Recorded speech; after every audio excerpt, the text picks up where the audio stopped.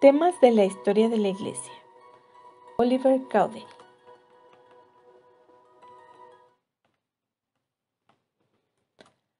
Nacido en Vermont en 1806, Oliver Cowdery era el octavo y último hijo de William y Rebecca Fulner Cowdery. Creció en el seno de una familia religiosa que experimentó muchas penalidades junto con Oliver cuando era pequeño, tales como pérdidas de cosechas y varias mudanzas. Su madre murió de tuberculosis antes de que Oliver cumpliera 3 años, la misma enfermedad que posteriormente le quitaría a él la vida. Los registros indican que Cowdery vivió con familiares por largos periodos de tiempo durante su juventud, probablemente por motivos económicos. De joven asistió a la escuela y estudió la Biblia, llegando a ser hábil con la escritura y el lenguaje, destrezas que le servirían posteriormente en la vida. En 1828, cuando Oliver Cowdery tenía poco más de 20 años, se mudó al oeste del estado de Nueva York, donde le ofrecieron un empleo como maestro de escuela, cerca de Palmira. Ahí escuchó rumores acerca de José Smith y las planchas de oro.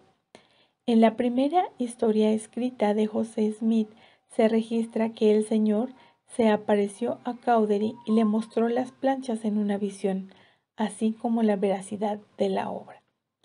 Luego de vivir una corta temporada con los padres de José Smith en Manchester, decidió viajar hasta Harmony, Pensilvania, para conocer a José en persona. Casi inmediatamente después de haber llegado, Cowdery comenzó a trabajar como escribiente de José en la traducción del Libro de Mormón. Cowdery recibió la autoridad del sacerdocio de manos de ministros angelicales. Fue uno de los 3 testigos de las planchas del Libro de Mormón y ayudó a supervisar la publicación del Libro de Mormón. Y fue uno de los miembros fundadores de la Iglesia el 6 de abril de 1830. De su participación en estos milagrosos acontecimientos, Cowdery escribiría más tarde: «Para siempre estimaré esta expresión de la bondad del Salvador con asombro y gratitud mientras se me permita permanecer sobre esta tierra». En 1830, Cowdery lideró un grupo de 4 misioneros hasta el asentamiento de los aborígenes norteamericanos en la frontera occidental de Estados Unidos. Pasaron por Ohio, donde su predicación dio pie a un cúmulo de conversiones que contribuyeron a establecer el centro de la iglesia en Kirtland. 2 años después, Cowdery se casó con Elizabeth Ann Whitmer. El matrimonio tuvo 6 hijos, pero solo una niña, María Luisa, sobrevivió a la infancia.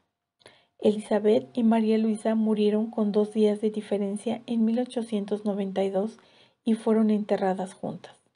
Oliver Cowdery no tuvo más descendientes.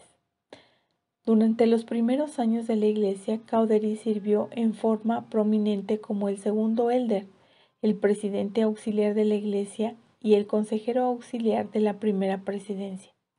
También desempeñó una función primordial en la preparación de las revelaciones de José Smith para su publicación en el Libro de Mandamientos y posteriormente en Doctrina y Convenios. Junto con José Smith y Sidney Rigdon, Cowdery abrió las puertas de la Casa del Señor en Kirtland en 1836 y dio la bienvenida a los santos de los últimos días a la sesión de dedicación. Él presidió sobre los servicios dedicatorios como uno de los presidentes del sumo sacerdocio y una semana después de la dedicación fue testigo de la aparición de Jesucristo y otros ministros angelicales en el templo. Un año después, las dificultades económicas que se suscitaron en Kirtland, entre ellas el quiebre de la Sociedad de Seguridad Financiera de Kirtland, representaron un duro golpe para las finanzas de Oliver Cowdery, y él reaccionó dedicándose a sus propios negocios en lugar de continuar consagrando sus propiedades a la iglesia. Además, Cowdery se rebeló contra los líderes de la iglesia, acusándolos de mal manejo de los fondos y esparciendo rumores de que José Smith había cometido adulterio. En 1838, José convocó al Sumo Consejo para investigar los alegatos de Cowdery. El consejo se reunió finalmente y consideró las diversas acusaciones contra Cowdery, votando finalmente por mantener la mayoría de ellas y excomulgar a Cowdery. En una revelación posterior se indicaba que Hyrum Smith tomara el lugar de Cowdery como presidente auxiliar de la iglesia. Cowdery pasó algunos años estudiando y practicando derecho en Kirtland. Fue admitido finalmente en el Colegio de Abogados de Ohio como abogado. Luego se mudó 160 kilómetros al oeste, a Tiffin, Ohio, donde continuó ejerciendo el derecho 7 años más.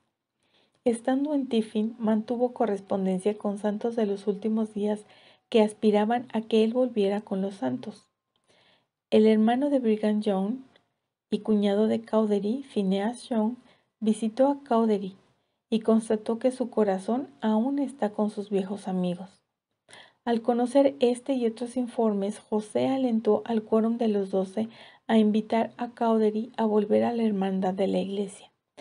Cowdery dijo a los miembros de los 12 que su excomunión se había producido debido al trato de algunos santos de los últimos días agresivos en Missouri, quienes lo amenazaron, y no tanto porque tuviera recelos para con los apóstoles u otros líderes. Cowdery esperaba que su testimonio publicado en el Libro de Mormón pudiera resistir sus propias fallas y reputación. Por un tiempo pareció que Cowdery se reuniría con los santos en Nauvoo. José Smith recibió y leyó una carta de Cowdery apenas unas horas antes de su martirio en la cárcel de Carthage. En 1847, Cowdery se mudó a Wisconsin, confiando en que el cambio de clima beneficiaría su salud. Allí se lanzó para un puesto en la Asamblea Estatal, pero perdió las elecciones por 40 votos y se planteó inmediatamente unirse a las compañías de pioneros mormones que emigraban hacia Utah. Cowdery habló de la conferencia en Iowa y prometió dar su apoyo al quórum de los 12. Unos días después, el Sumo Consejo votó para readmitir a Cowdery como miembro de plenos derechos. Orson Hyde, del quórum de los 12 apóstoles, volvió a bautizar, a confirmar y a ordenar a Cowdery, quien hizo planes entonces para reunirse con los santos en Utah. Sin embargo, su salud continuó deteriorándose y él falleció en 1850 antes de que pudiera viajar al oeste.